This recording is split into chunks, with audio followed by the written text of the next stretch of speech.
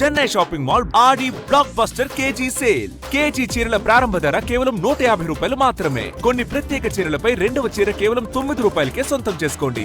దేవుని పట్ల తమకున్న భక్తిని భక్తులు అనేక రకాలుగా వ్యక్తపరుస్తుంటారు. రాజస్థాన్కి చెందిన మహేష్ మాత్రం తన భక్తిని మరింత విలక్షణంగా వ్యక్తపరచాలని నిర్ణయించుకున్నారు. అందుకే దేవునికి సమర్పించే నైవేద్యంలో ఎంతో శ్రేష్టమైన బియ్యపు గింజను తన మాధ్యమంగా ఎంచుకున్నారు.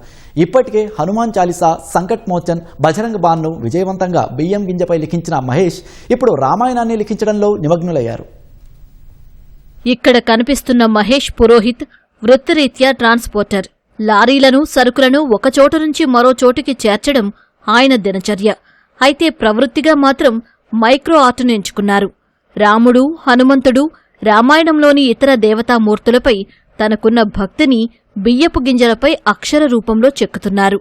కంటికి కూడా సరిగ్గా కనిపించిన బియ్యపు గింజలపై అక్షరాల రామాయణాన్ని లెక్కిస్తూ మైక్రో ఆర్ట్లో సరికొత్త రికార్డు సృష్టిస్తున్నారు.